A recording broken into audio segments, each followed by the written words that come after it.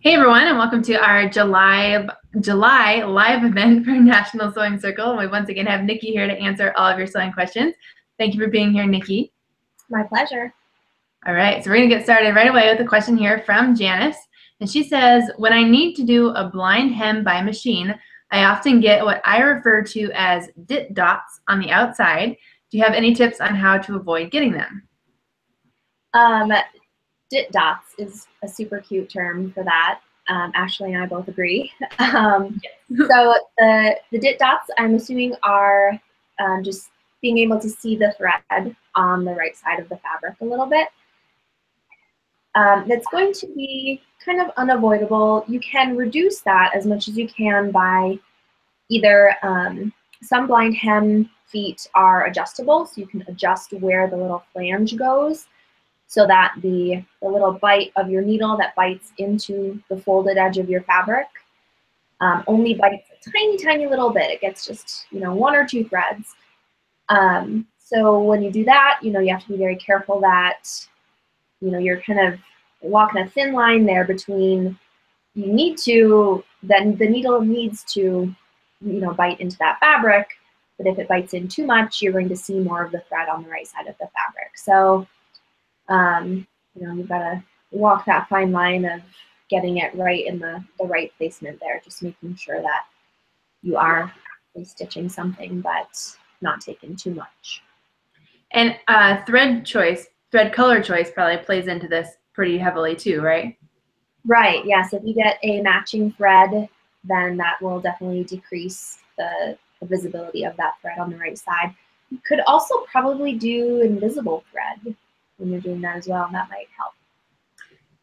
Just because I've only used invisible thread a couple times because it is like so plasticky. I know, so many follow-up questions, but because if you say it's on a pair of slacks or something that you're going to press probably pretty hot to definitely get that crease down the front of your slacks, will invisible thread melt? That's a good question. I'm assuming that it wouldn't, because you would think that the manufacturers know that thread is going to be subjected to heat of an iron, but right.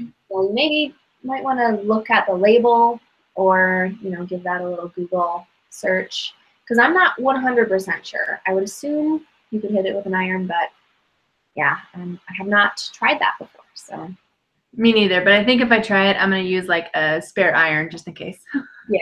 All right, our next question here, this is from Amy, and she says that she was recently given some yardage of wool and thinks it would make a beautiful bag, but have never worked with wool before. Do you have any tips for her? Yeah, wool makes great bags. Wool is nice and sturdy and it looks great. You want to make sure that you pre-treat your wool before you sew on it. If you intend to wash the final bag at all, even even hand washing, you can pre-wash wool. You just have to be very careful about it. And I don't remember the exact steps, so that might require a little bit of research as well. But you can, pre-wash your wool to pre-shrink it a little bit, but don't throw it in the washer with the rest of your clothes and with hot water and then throw it in the dryer, because you will felt your wool and it will shrink up to nothing and you won't be able to use it. So you just have to be very careful when washing wool. And when you're working with wool, it does get very bulky very quickly when you have seams. So do lapped seams whenever you can, to reduce bulk. That's my main tip, really. Wool can dull your needle pretty quickly. Any special type of needle or thread or presser foot or anything like that you should be using with wool? If the wool gets bulky under the presser foot, you may like to use a walking foot or a roller foot, something that will help the wool, glide under the presser foot, kind of like, if you're using any other bulky fabric or, velvet or leather, something like that needs help going under the presser foot. So some of those presser feet options can help with that. As far as needle, I don't think you need anything special. Universal needle will do you fine. And all-purpose thread is what I always use with wool. You could probably use 100% cotton as well, and that would work just fine as well. Perfect. Now, since you mentioned just feet and thread and needles and stuff like that, we do have this month a new downloadable PDF available on the website, and it has 10 sewing tips from the experts. If you want to download that new guide, it is available by clicking on the banner that's on the page either above or below the video you're currently watching. So it should be super easy to find. But again, just lots of great tips from experts like Nicki that we've put together into a downloadable PDF. So check that out if you want some easy printable tips. And we'll move on here. Our next question is from Barbara, and she says that she hand weaves fabric and wants to know how to properly cut and sew my handmade fabrics.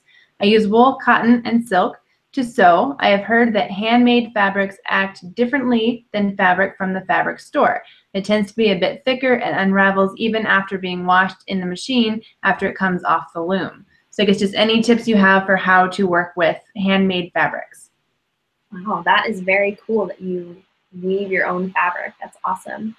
I have not worked with a hand-woven fabric before, so I'm not sure how it differs from store-bought fabric. I'm assuming it would be maybe a little bit less tightly woven if it was woven by hand rather than by a machine.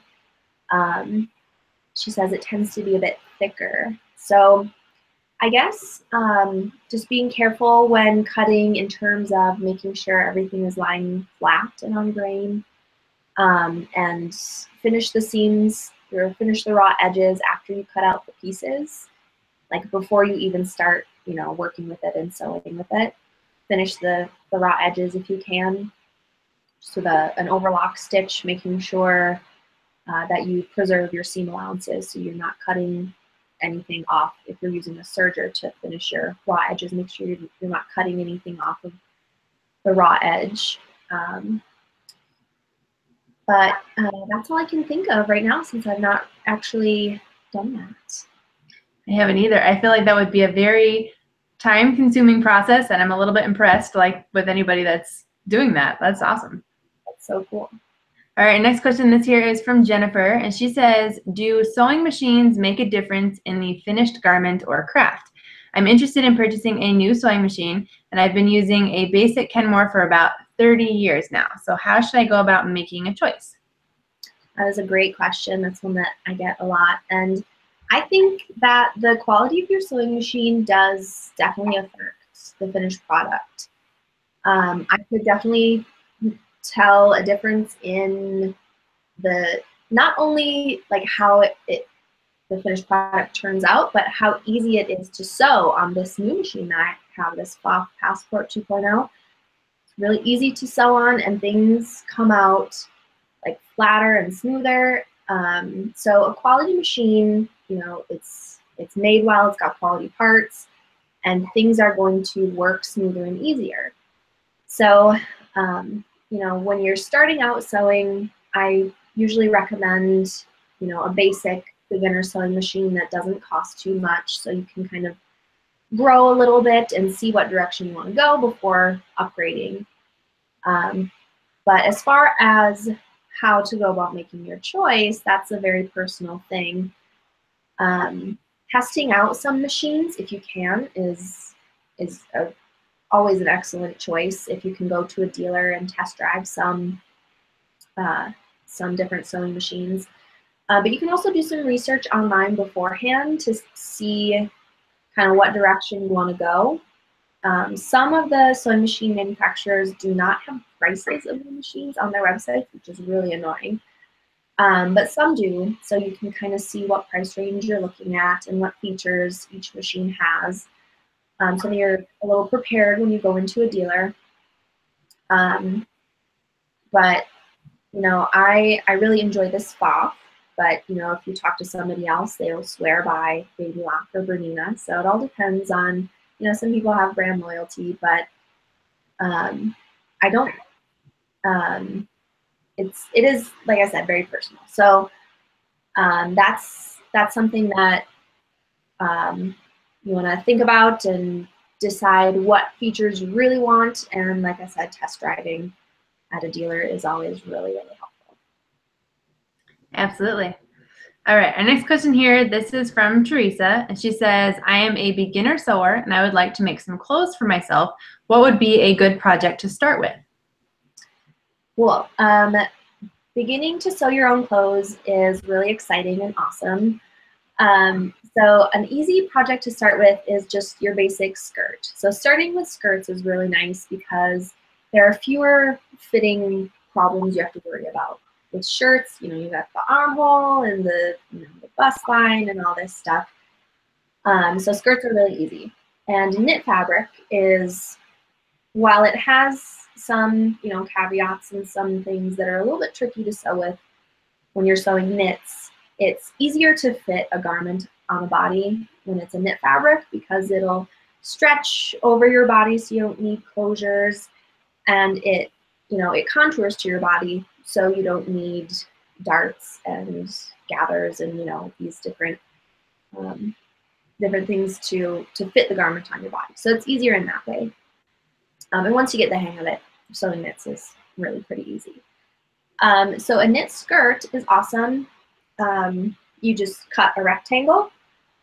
The circumference of the widest part of your body around your hips, or you can even make it smaller and it'll just be a little bit more form-fitting to your body. But I always do just the widest part around my hips as my, the circumference, so that's the length of my rectangle. And then however long you want the skirt to be. So cut a rectangle according to those dimensions. Fold it in half, sew that side seam, hem the bottom by just double folding it, or with a knit, you don't even need to double fold it because knit isn't going to ravel. You can just fold it up once and top stitch it. And then for the waistband, just you can do a exposed elastic waistband, or like a fold over elastic, or some manner of an elastic waistband to stretch that over your hips. And you're going to cut the elastic a little bit a little smaller than the circumference of your body so that it will sit tight to your body and stay up. Getting into woven skirts is a little bit, there's more involved because you need a closure and you have gathers or darts or something to help it to contour around your body. But if you get a pattern, it's got the shape that you need to cut out and it's got all the instructions. So that's a good way to graduate a little bit into something a little more difficult. But as far as tops, a knit tank top is also a really easy project to start with as well. And you can actually take a knit tank top from your closet and copy the pattern. So you can lay that down flat, either on a piece of pattern paper or on your fabric, and trace around it with a removable marker, making sure you leave some extra along the circumference of your pre-made garment for seam allowances. So do that to the front and the back.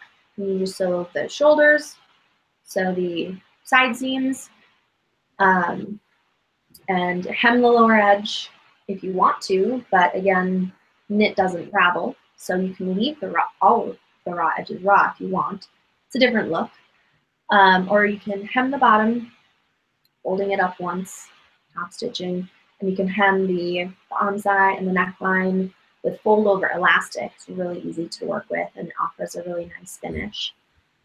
And for more instruction on elastic waistbands and fold over elastic. You're stealing my line. I was going to say that. I'm going to plug a video.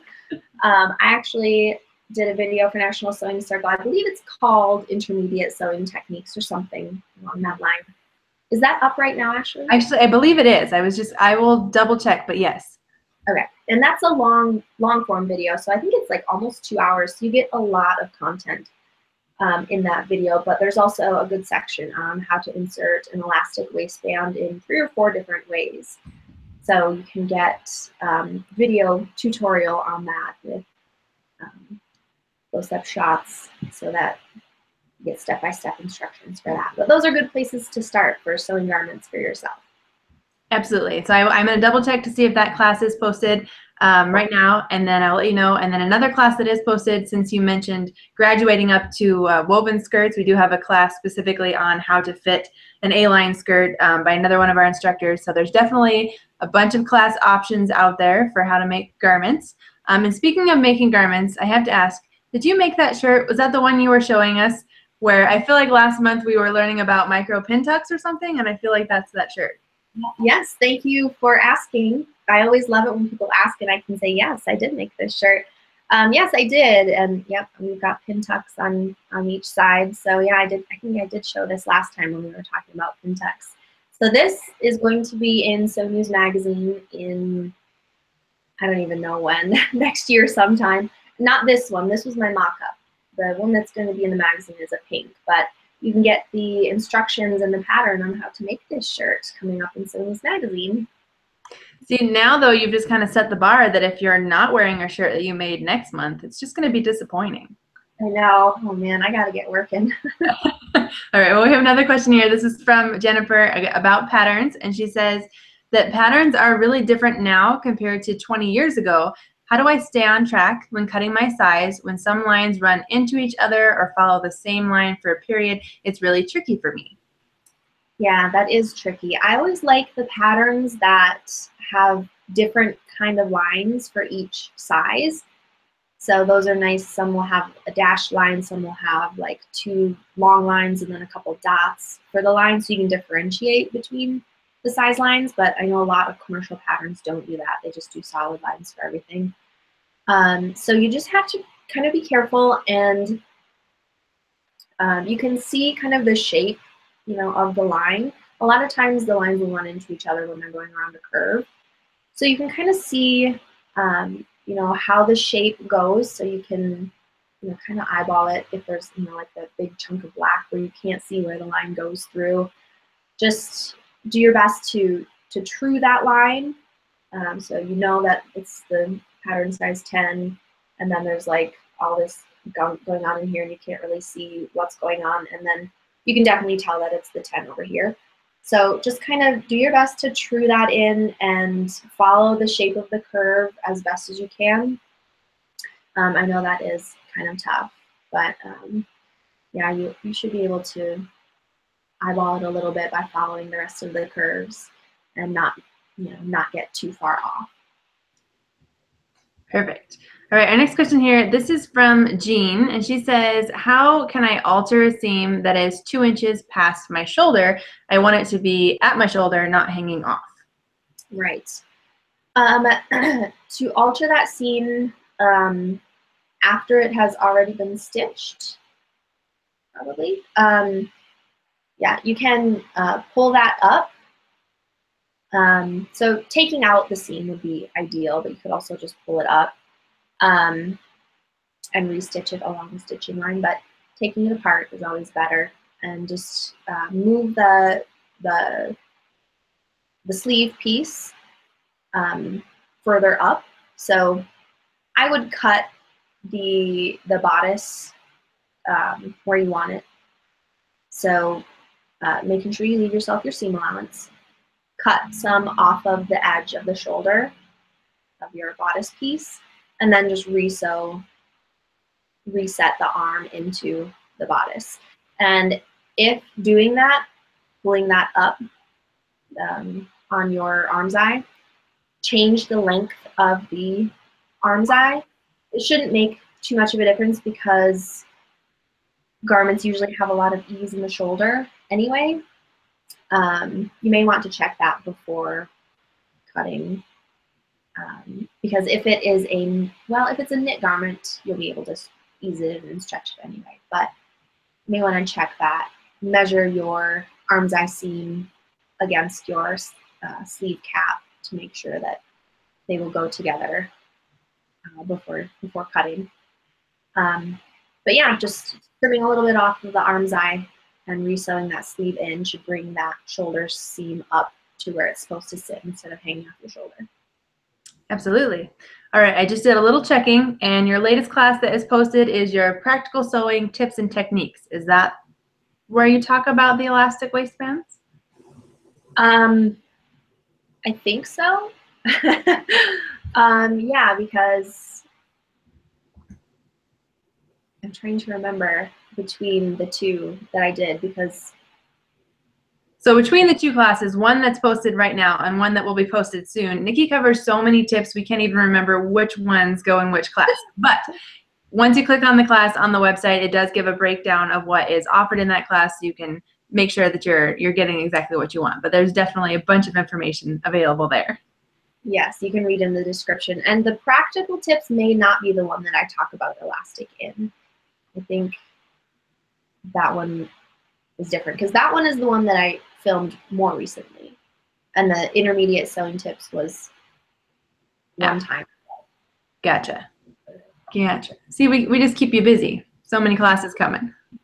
All right, our next question here. This is from Charlene, and she wants to know, how does one perfect buttonholes? My buttonholes never look professional.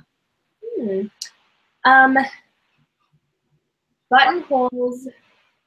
So that is something that the built-in buttonhole stitch on your machine. Some, all sewing machines have a different buttonhole, like different, satin stitch for the buttonhole. So that's where a machine might make a difference. But to get your buttonholes looking professional and nice, I actually, if the pre-done buttonhole stitch on your machine is not satisfying you, you can make your buttonholes just using a zigzag stitch. And that is actually something that I talk about in the practical sewing tips video, I believe. How to make a buttonhole using your zigzag stitch. And they turn out really nice, because you can control the width of your stitch and the length of your stitch. So you can make the satin stitch really close together when you use a zigzag stitch. And I like that look a lot, because the built-in buttonhole, sometimes the satin stitch is a little bit further apart, and you can see threads through it or see the fabric through it a little bit. And I just found that I liked the zigzag stitch buttonhole a lot. So you can try that. There are also a lot of different buttonhole types. You can do the bound buttonhole if you want to get fancy. And you can do buttons and loops, which is kind of a cool detail, which I talk about in that video as well. So then I guess my follow-up question, because my main problem with buttonholes is, like, after you stitch them and then you either use your seam ripper or a really sharp pair of scissors to cut that fabric, and then there's like little frays of fabric that sort of keep coming out. So how do you get a clean look to the inside of your buttonhole? Good question. Well, first of all, my favorite tip for cutting open buttonholes is to put a pin at the bar tack at each end, so that I like to rip open my buttonholes with my seam ripper. So when you do that, you don't accidentally rip through bar tack. So that's a good tip. To avoid getting those frayed edges, you can run a line of fray check along the edge of your buttonhole and then cut it open, and then kind of trim up the edges a little bit. So that fray check will make sure you're not trimming the threads of the legs of the buttonhole. And then just trim those little threads to get a nice clean look. Perfect. Awesome. All right, our next question here, this is from Betty, and she says, how do I make a sleeveless armhole smaller, like on a tank top?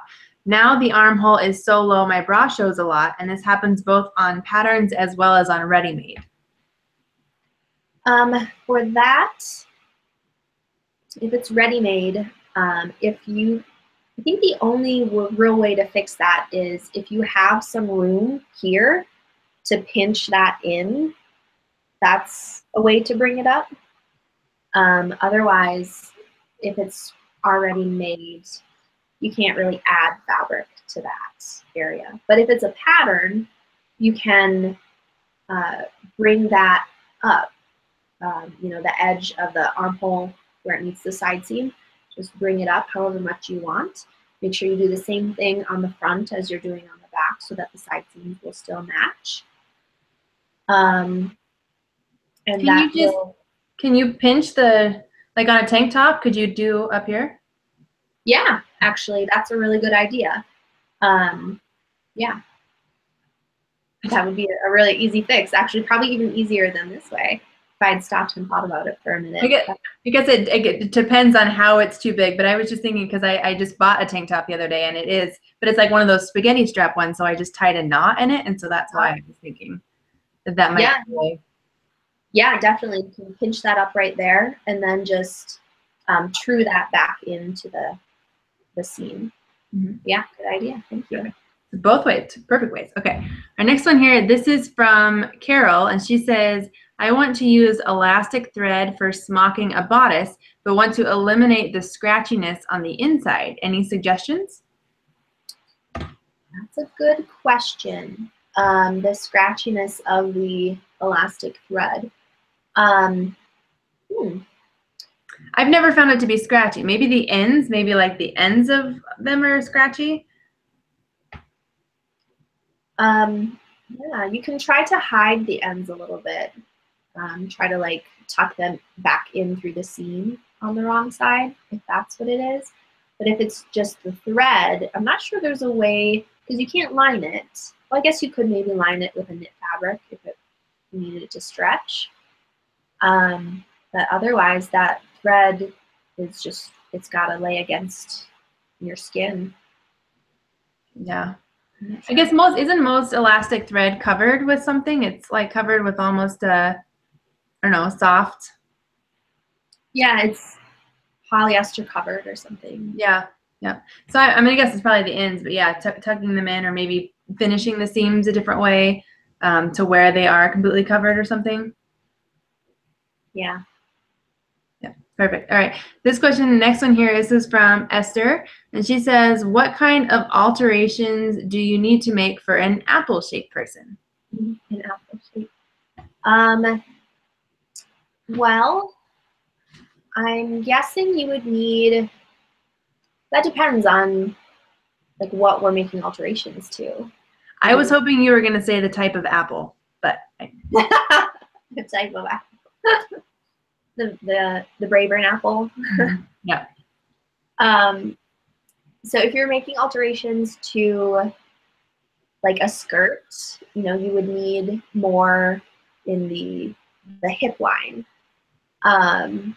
So you could either do more gathering at the waist, just, you know, cut something bigger and have more gathers at the waist.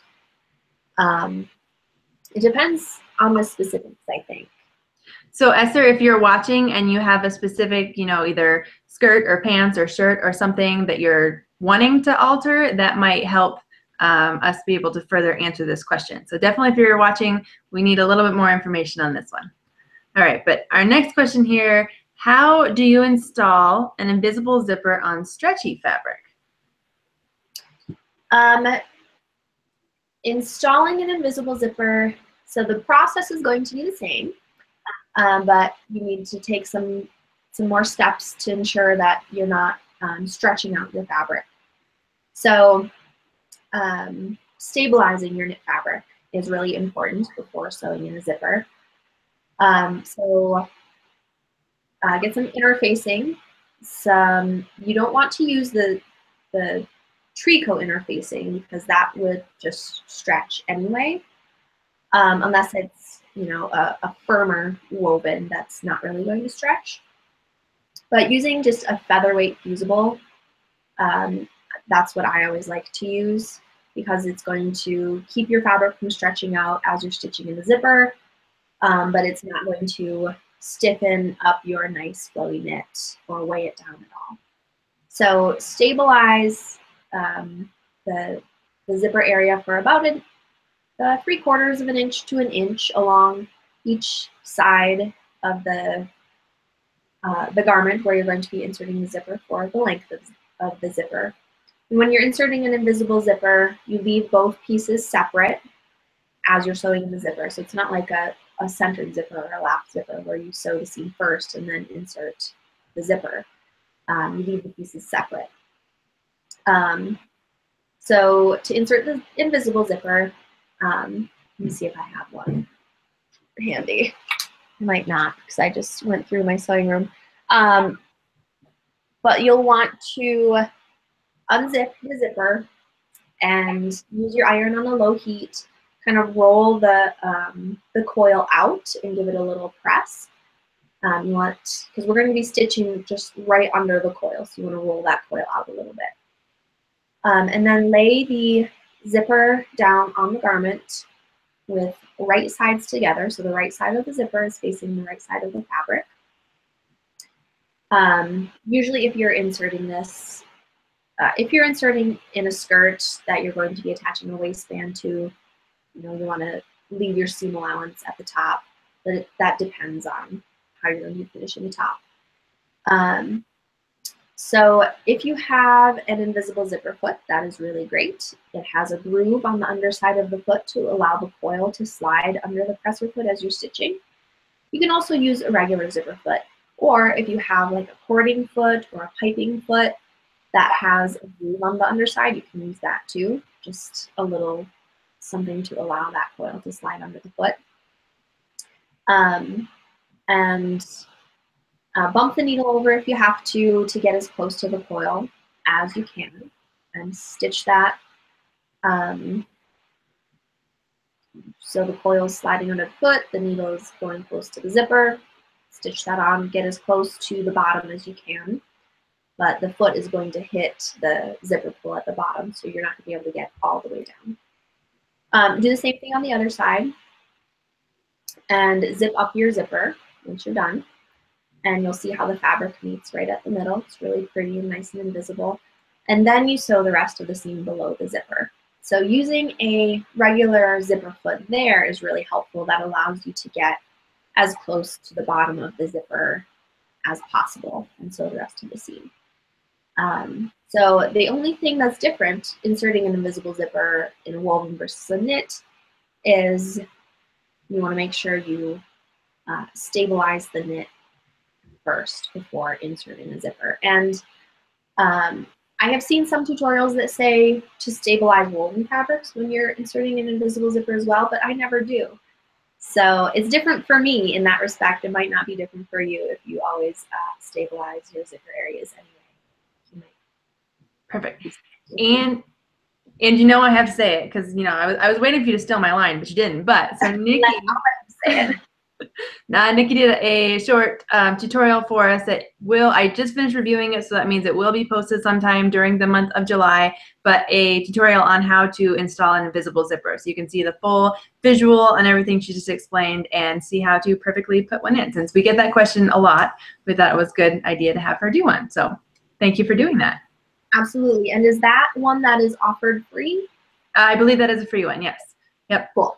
And we have, if you are new to the site, or maybe I know we reference classes a lot when we're doing these live events. Classes you do purchase through the shop, but if you just go to nationalsewingcircle.com, there are free videos. There are videos that are free with a premium membership. There's all sorts of different levels of videos, but definitely there are some absolutely free. You don't have to be a member. You can just watch great sewing tutorials. So we have those available.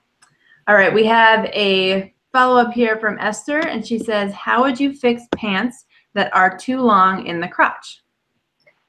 That is a great question. That's something that is a frequently asked question too. So if it is a ready-made garment, something already made, you can pull up the crotch seam a little bit by taking in the inseam.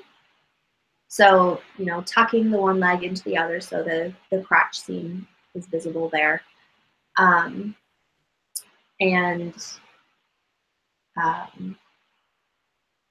Stitching that a little bit more, a little bit down.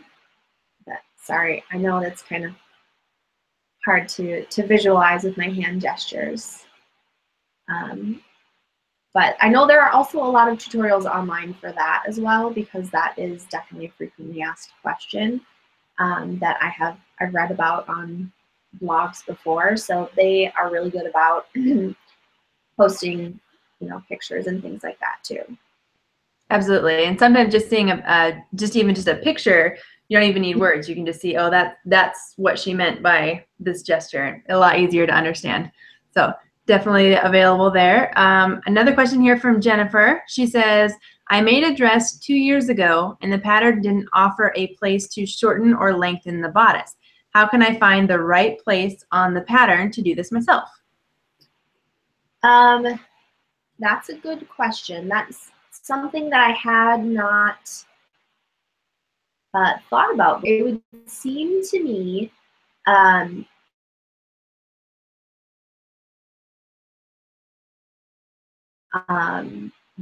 the curve of the side seam might not be real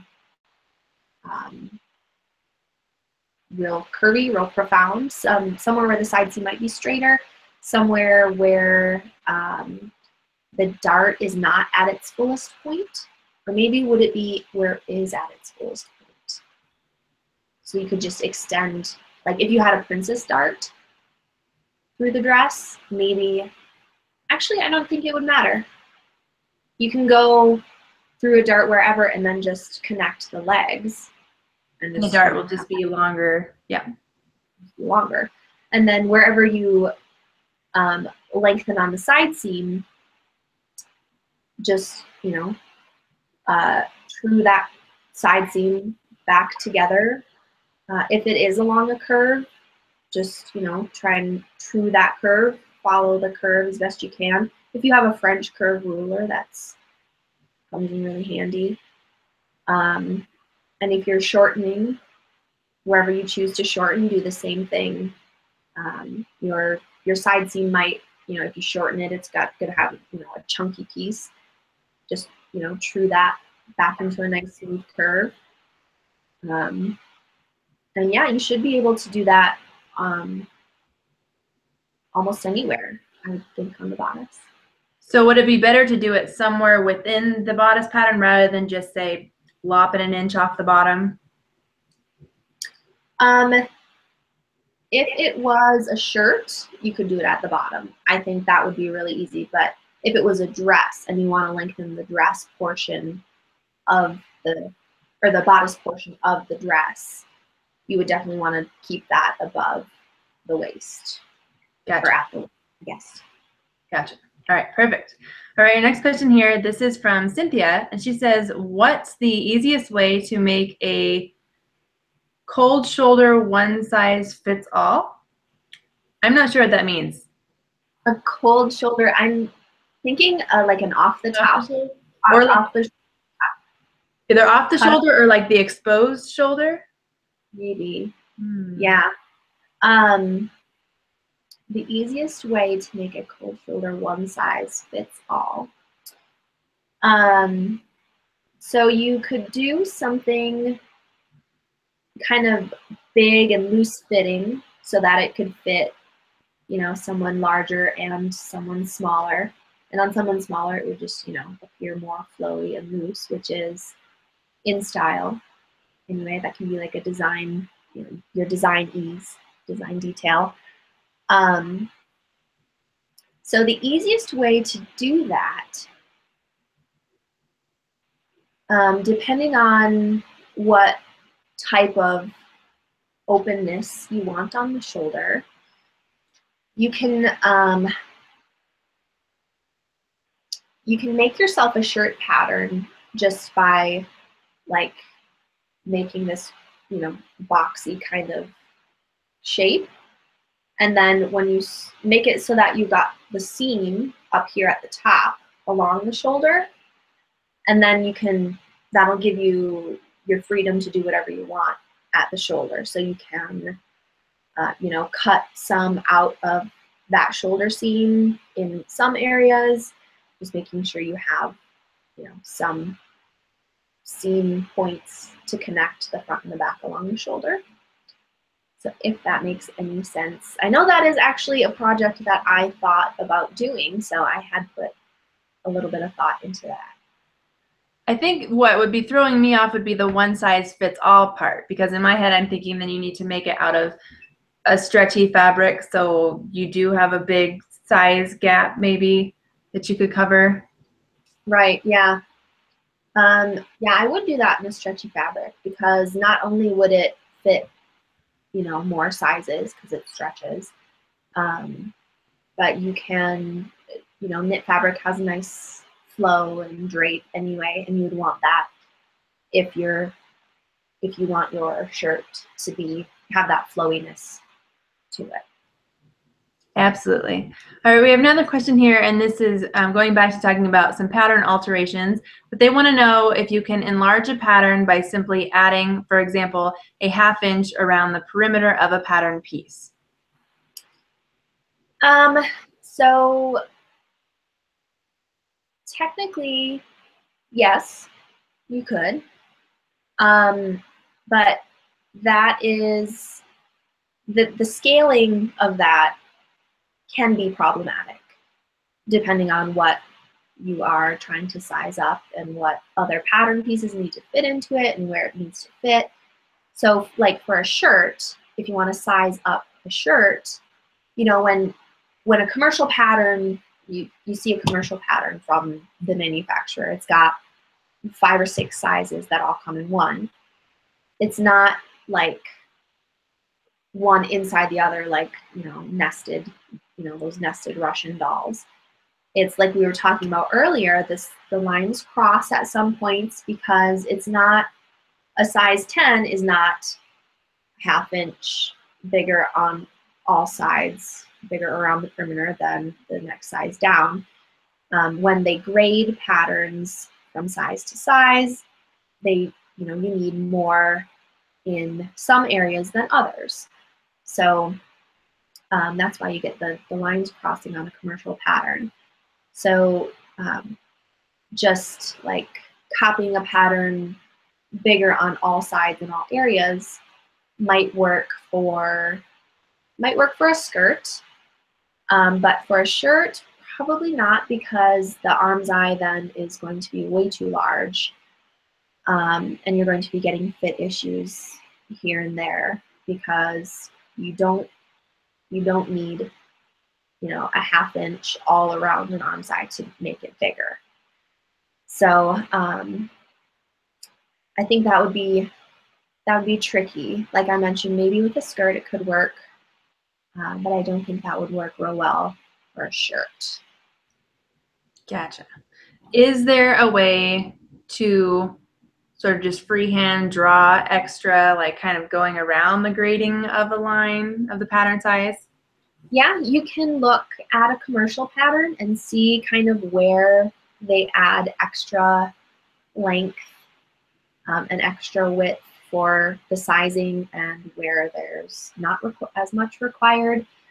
My pattern making class from college is a long way in my memory, so I don't remember exactly for grading. So that would be something I would need to look into. But yeah, you can look at a commercial pattern. You can also, you know, test stitch the pattern that you have and see where you need more and where you don't, and make the alteration that way. Absolutely. All right, our next question here, this says, how does one determine whether or not it matters to cut on the cross grain or the lengthwise grain? Is it the type of fabric being used? We've discussed this before, and I wasn't very clear then, so I'll try to be better this time. I think cutting on the cross grain is fine when you're cutting out a garment. As long as the fabric isn't, you know, a directional pattern. And I mean, even then, in some cases it will be fine to have a pattern going crossways here and lengthwise on the sleeve or something. And that can be, you know, that's personal preference. If you don't mind that, or, you know, if you want that as a design detail, that is fine. For something like velvet, obviously I would not do that because you want the velvet nap to be running, you know, down in the downward direction. But as far as like the flow of the garment and the grain, as long as you're cutting on a straight grain, your garment is going to hang just fine in my experience, as long as you're not cutting some pieces on the straight grain and some on the bias, or some not even anywhere between the straight grain and the true bias. So if you're cutting off grain, things might twist and get off a little bit.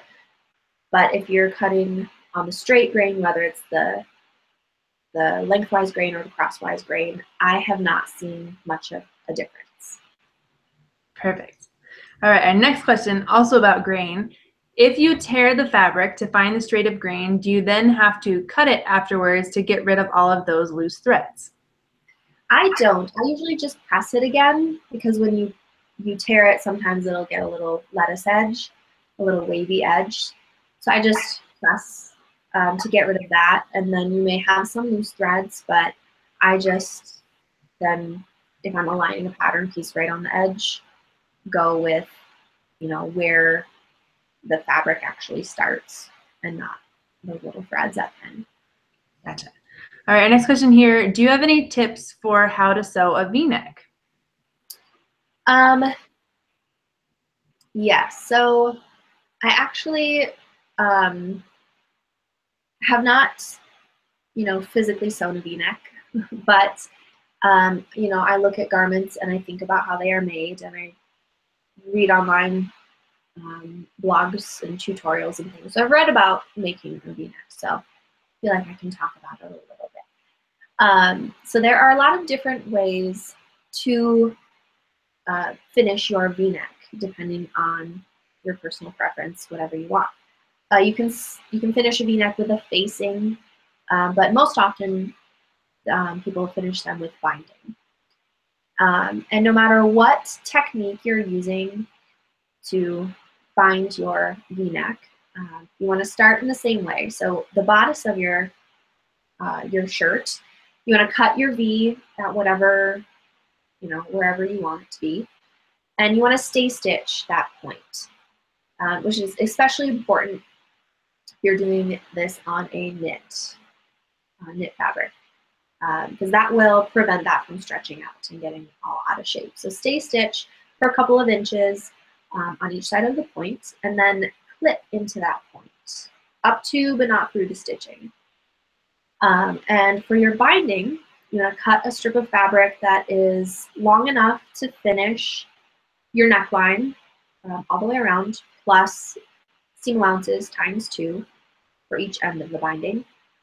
And for the width, you're going to cut the width, double your desired finished width, plus double your seam allowances. So if you want it to be a ½ inch finished, ½ inch finished on the front with a ½ inch seam allowance, you're going to be cutting a 2-inch strip. So to bind your V-neck, this is where the techniques kind of diverge. You can do this in a lot of different ways. You can bind it in the traditional way, as you would bind like a quilt or something, and sew the raw edge of your binding to the raw edge of your neckline, making sure that when you start the binding, start at the center back, somewhere around the back, so that it's kind of inconspicuous, and fold that raw short edge toward the wrong side a little bit.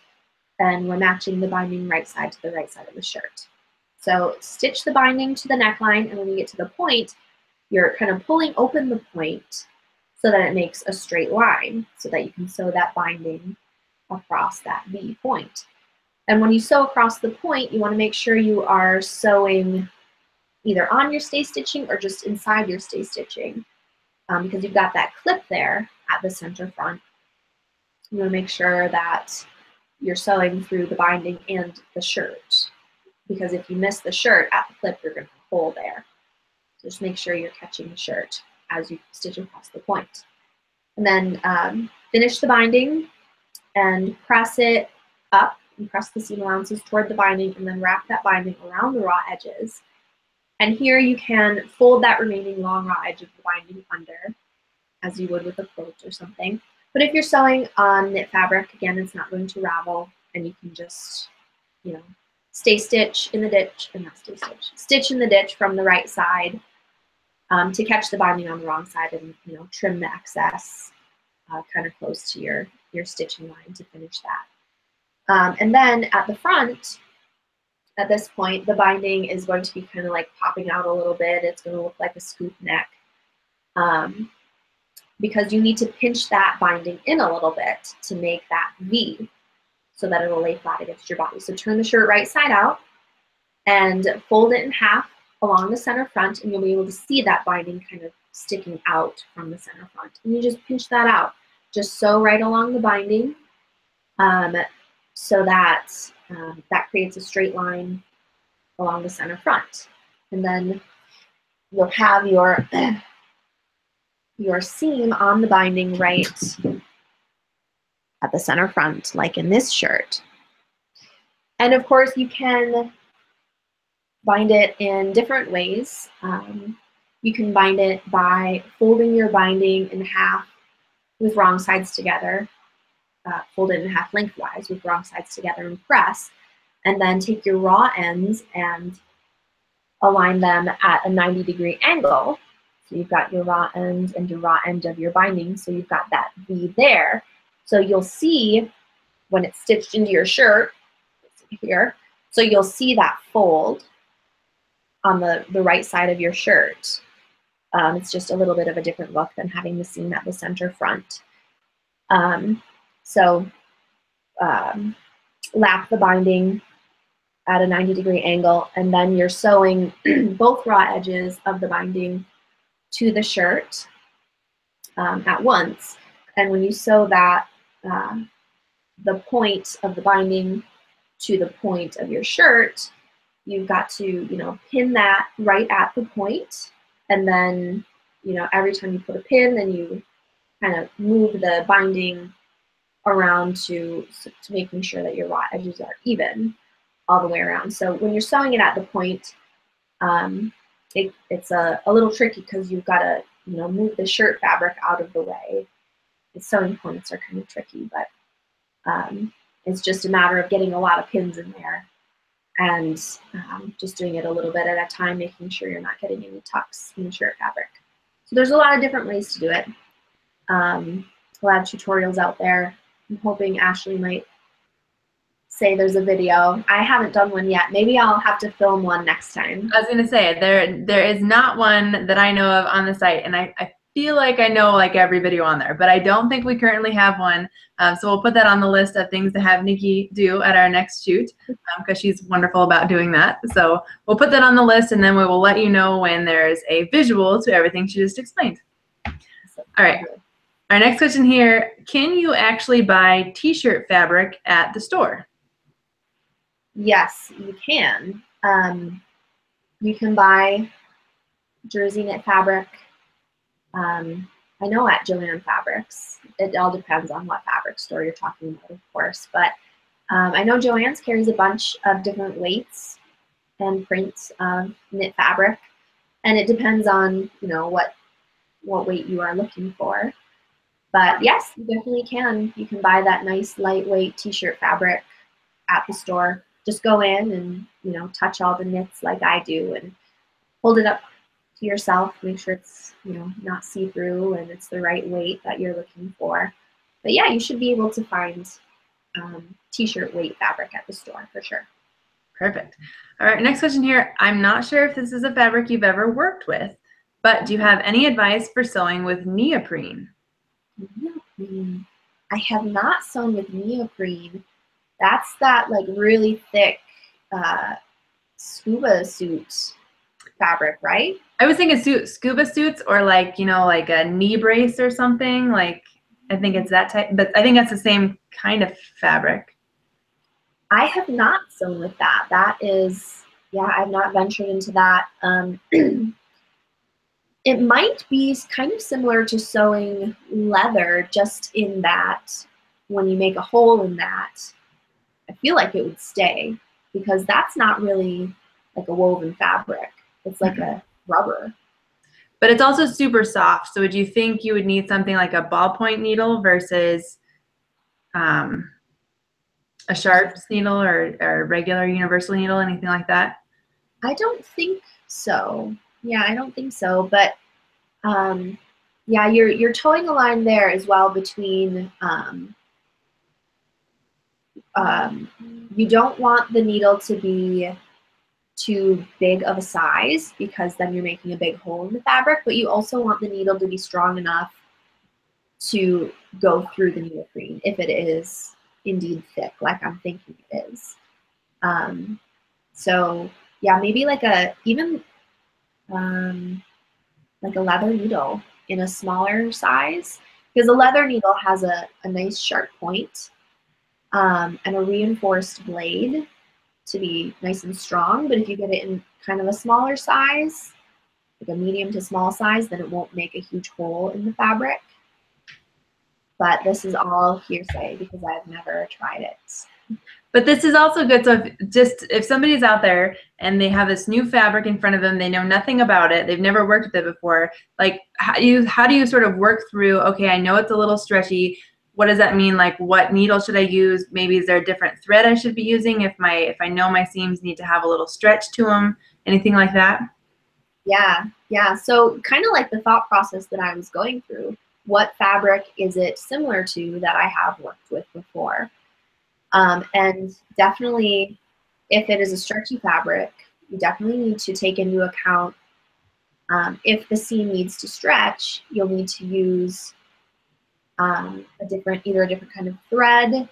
If it needs to stretch a lot, maybe even a thread that has elastic in it, or a different kind of stitch, like a zigzag stitch or a stretch stitch if it's called a stretch stitch on your machine. Something that will give a little bit to stretch around your body, to stretch with that seam.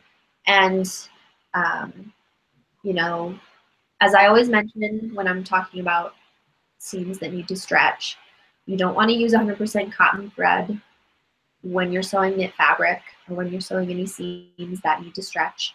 All-purpose thread has more give to it than cotton thread, so just wanted to make sure I throw that out there. Absolutely. So I want to encourage people to not be afraid to work with the new fabric. I mean, Nicki has been sewing for many, many, many years and hasn't worked with it, but could pick it up and sort of figure out how you need to work with it to make it work. Yeah, definitely. And, there's a lot of resources online to research that, and, don't be afraid of trial and error as well. I do that a lot of times. Make sure you test stitch everything, especially if it's a fabric you haven't worked with before. But then, once you get the hang of it, then you've got that in your repertoire and opened up a whole new world for yourself. So new fabrics are always, always fun. Absolutely. All right, I think we have time for one more question here. This is kind of a long explanation, but the short question is, how do I sew a skirt with a split at the back? They explain that they sew it when they finish their seams as they go. So they've already finished the seam down the back of the skirt, and now you have the slit. How do you then finish that area? So you finish. Has she sewn the seam? Already sewn like the seam underneath the zipper and finished it with either a French seam or a flat felled seam, and now you just have this open edges of the slit up the back of the skirt. She wants to know how to finish that area. Oh, okay. So the seam allowances of the split. How do you finish that? Yeah. So you can either just finish the raw edges and like give it a really good press to make sure that it's not going to like flap in, or you can just edge stitch that fold, edge stitch or top stitch, however much away from the folds that you want to go. Usually under 1/4 inch looks nice. But do that along the fold on each side of the slit. You can go, from the lower edge up and then across the seam, making sure when you pivot down to do the next part that it is 1/4 inch or however much away as you did the other side. But I think that would look nice to have a little top stitching detail to hold those seam allowances in place. Absolutely. Perfect. Well, so I thank you for being here again to answer all of our questions on pattern alterations and finishing and fitting and apples and everything else. So thank you so much for being here. So happy to be here. And we will see you again next month where you answer even more of our questions. So I hope everyone has a good night.